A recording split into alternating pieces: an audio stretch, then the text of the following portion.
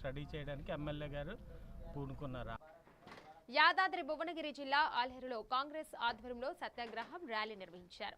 కాంగ్రెస్ అధ్యక్షుడు మల్లికార్జున ఖర్గేను బీజేపీ నేతలు అవమానించడాన్ని నిరసిస్తూ కార్యక్రమం చేపట్టారు. ప్రభుత్వ విప్ ఆలేరు ఎమ్మెల్యే బీర్లా ఐలయ్య మాట్లాడుతూ ప్రధాని మోదీ 12 ఏళ్ల పాలనలో కుల మతాల మధ్య చిచ్చు పెడుతున్నారని విమర్శించారు. ఖర్గే నడిచిన ప్రాంతాన్ని గంగాజలంతో శుద్ధి చేయడాన్ని ఖండించారు.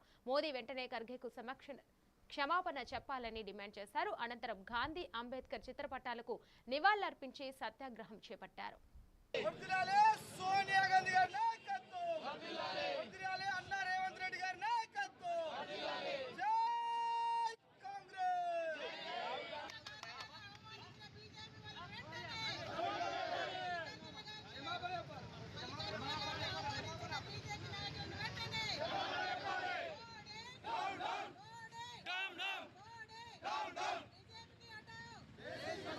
పన్నెండు సంవత్సరాలు ఈ మోడీ నేను ప్రధానమంత్రిగా ఎలుగబెట్టా అని చెప్పి భారతదేశంలో అన్ని వర్గాలను అణచివేస్తూ ఇంకా అంటరానితనాన్ని ఇలా ప్రజల మీదకి రుద్ది మరి మతాల మధ్య కులాల మధ్య శిక్షలు పెట్టి అధికారంలోకి వస్తున్నటువంటి మోడీకి కాలం మూడింది కాబట్టి మళ్ళీ ఈ అప్రసామిక కార్యక్రమాలకు పూనుకుంటున్నాడు.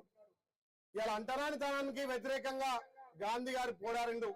భారతదేశంలో ప్రతి పౌరునికి రాజ్యాంగబద్ధంగా సక్రమించినటువంటి హక్కులను వినియోగించుకోవాలని చెప్పి మన డాక్టర్ బిఆర్ అంబేద్కర్ మన దేవుడు హక్కులు కల్పిస్తే ఆ హక్కులను కాల రాసుకుంటూ మతాల మధ్య కులాల మధ్య శిక్ష పెట్టి అంటరానితనాన్ని ఇలా మళ్ళీ ముందుకు తెస్తున్నటువంటి